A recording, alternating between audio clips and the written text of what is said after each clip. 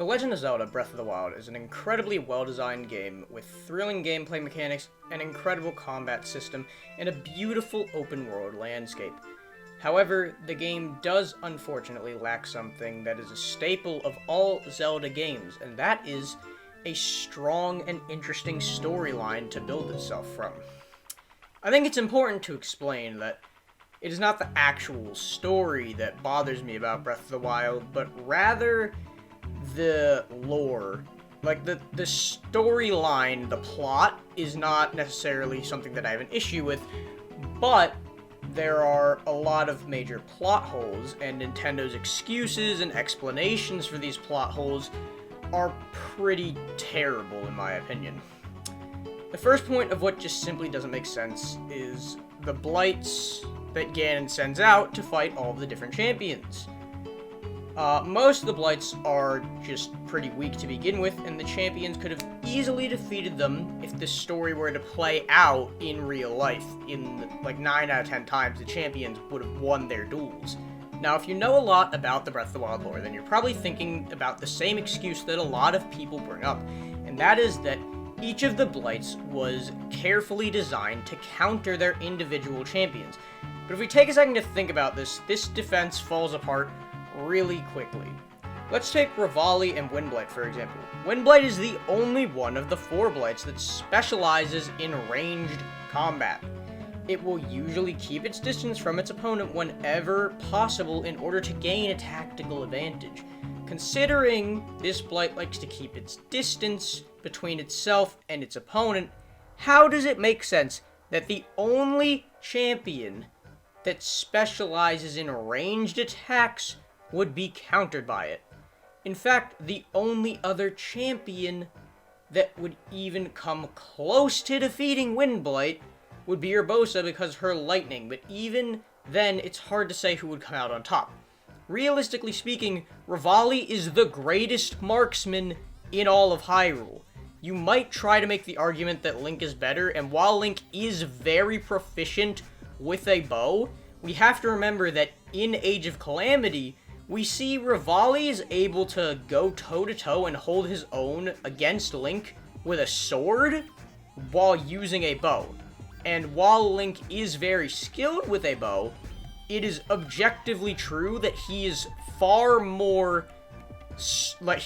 stronger with a sword than he is with a bow. And if Ravali is able to take the fight to Link when he's using a sword and come incredibly close to actually winning multiple times, I think it's evident that Ravali is the better archer in comparison to Link. And Link can easily beat Windblight with nothing but arrows, using bows far, far weaker than the Great Eagle Bow. But now let's compare Herbosa and Thunderblight. Just by looking at the way Thunderblight works, we can already point out Ravali, Mipha, and Daruk all don't stand a chance. They wouldn't be able to break through the shield that Thunderblight has. They just wouldn't be able to do it. Now, technically, Daruk could use Daruk's protection, parry, etc., but eventually, he can't keep up. It'll be too much, and he will be defeated, because he doesn't have a lot to do about, like, reaching him. Thunderblight does like to float up a lot when you're fighting him, and just in general, his speed as a tactic, it's a major disadvantage. So while there aren't any really strong counters to Daruk, he has just a lot of smaller weaknesses and disadvantages that will add up over time, and eventually Thunderblight is going to overwhelm him. Also, he doesn't have Magnesis, so he wouldn't be able to do anything during that section of the fight. Whereas Herbosa does have a winning card of Herbosa's Fury. When Thunderblight is lifting up those pillars, he's vulnerable. His shield is in front of him. And while his block is instantaneous to any projectiles in the game, he's not fast enough to dodge a lightning strike directly from above him. So, Herbosa's Fury actually can deactivate that phase and completely just bring him down to a point where he's vulnerable enough that he can simply be defeated by just landing parries and flurry rushes. While we don't necessarily know if Herbosa is capable of entering bullet time and doing a flurry rush like Link is, we do know that she is capable of timing perfect parries well enough that she could block Thunderblight. But now we compare Fireblade to Daruk.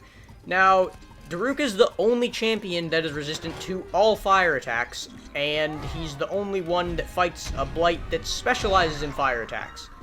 Because that makes perfect sense. Why wouldn't he be? So, let's talk about one thing, alright? There's one really important part of the Fireblade fight where you just say, well, how is Daruk gonna fight back against that? Okay?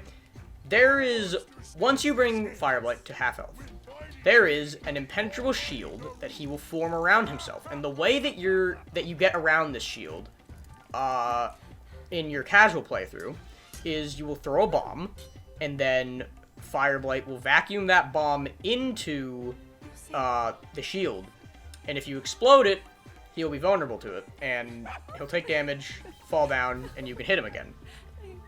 But that's not the only way. What a lot of casual players don't know about is that Fireblade actually launches a fireball attack at you while he's in that phase. And that fireball attack can go through his shield if you do a perfect parry to send it back at him. And Daruk's protection counts as a perfect parry. It acts as a perfect parry. It is its own walking shield. So, it can be used to simply send the fireball back at Daruk. It can be used by Daruk to send a fireball back to Fireblade and kill him really, really easily.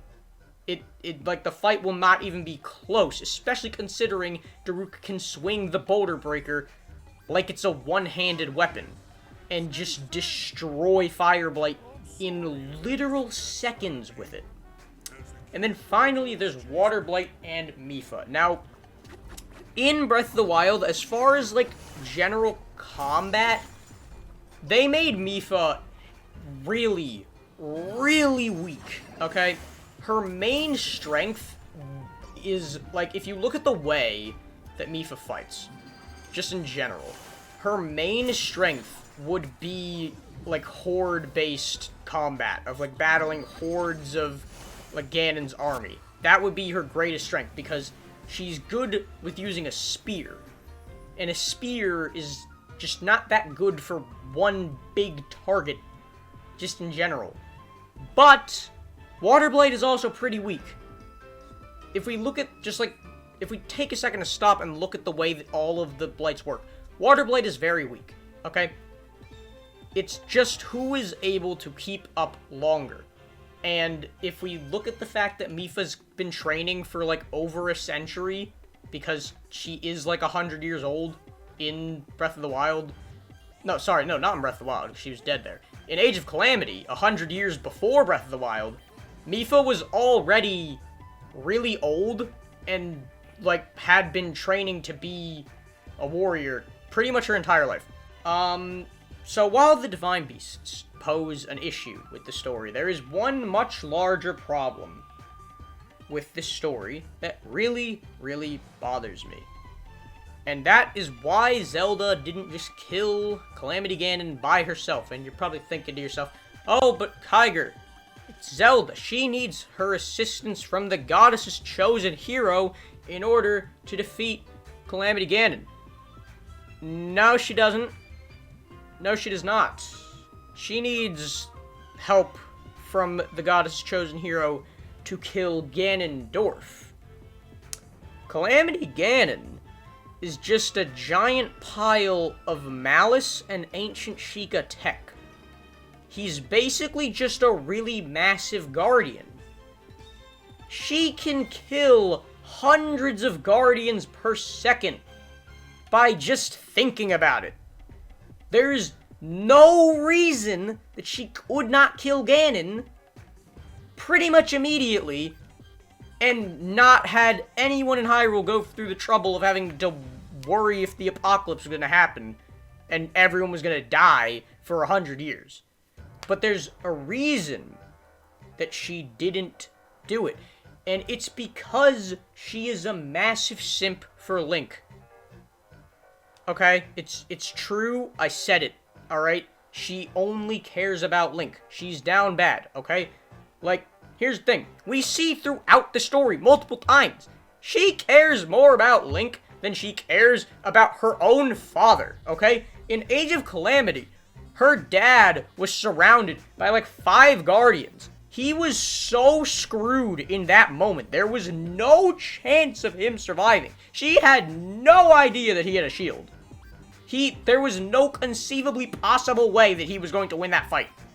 But then, later in your playthrough of Age of Calamity, you will see Link is about to go fight all the Blight Ganons at the same time. Okay? Ganon Link is one of the most indestructible, overpowered, living, like, just beings in all of fantasy that isn't a god, okay? Especially Age of Calamity / Breath of the Wild Link. He is so incredibly strong. In the clip that we saw of him fighting the Blights, that, like, little 5-second clip, he did not stagger once. He was doing fine 1v4ing the like, shard. He was 1v4ing the 4 shards of the Calamity by himself, doing just fine, smacking the absolute crap out of them. And he hasn't been hit once. And Zelda's like, this is my moment. I must save him from the danger that he can honestly save himself from because, well, like that, he's strong enough to do it. That's literally his job.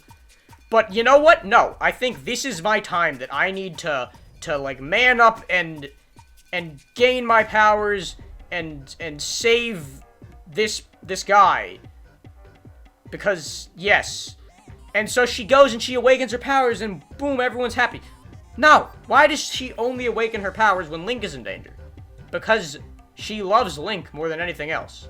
So much so that she let all of Hyrule pretty much just die for 100 years just so that she wouldn't be an old woman when Link woke up. Because keep in mind, she gains her powers after Link is unconscious and has to go to the Shrine of Resurrection for 100 years.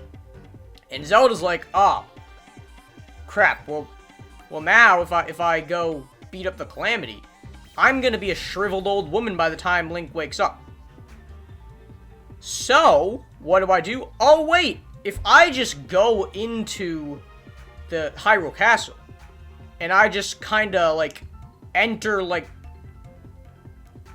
I don't know, it's pretty much like, she just entered cryo-sleep. I don't know. In, like, Calamity Ganon's cocoon thing for 100 years. And she's like, oh, well, I'm containing the Calamity. You could have exploded it whenever you wanted to. You could pop Calamity Ganon like a balloon. You killed like 500 Guardians at the same time. And you're telling me you can't, like, burn up one giant glob of malice? Like, Calamity Ganon was so insanely weak. Like, if you look at Calamity Ganon as he is, he's not that powerful, okay? The reason he's powerful is because of Ganondorf, which we can see now is, like, under the castle, living as, like, a lich controlling him. Calamity Ganon was so weak! He could have been popped like a balloon by Zelda. He would have dissolved like water on sand. But she said, no. No. No. I want Link, and I'm gonna get Link. I don't care if my entire kingdom has to die. I'm gonna get that man. And so that's what she did. But you're like, but Kaiger, this doesn't prove that she didn't need Link, because, well, we don't know that. Yeah, it does, because you don't need the Master Sword to beat the game. You don't need the sword that seals the darkness to seal the darkness in Breath of the Wild. You can just beat up Ganon with a stick if you want to, and win! The only weapon that's required is the Bow of Light. And actually, even then you don't need to pick up the Bow of Light. You can just use Herbosa's Fury for the entire thing.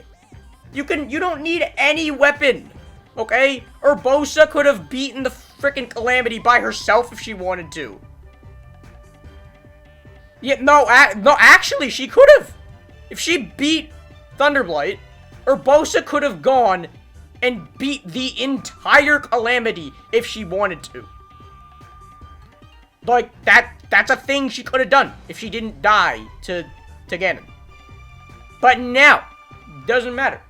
Zelda could have just killed Ganon, pulled out her Bow of Light, shot him a couple times, and then blasted him off into space. But no, she needed to wait for Link. Because she's down bad. Alright? Like, it's that simple. Alright? It's that simple. Alright? She's down bad. But, I digress. That's all for this video. Alright? Let me know what you guys think about it in the comments. If you agree, disagree, if you have any counterpoints. I'd love to hear what you guys think about all this. But, you know, that's all for this video. Please be sure to leave a like and consider subscribing. And I will see you guys in the next one. Bye-bye.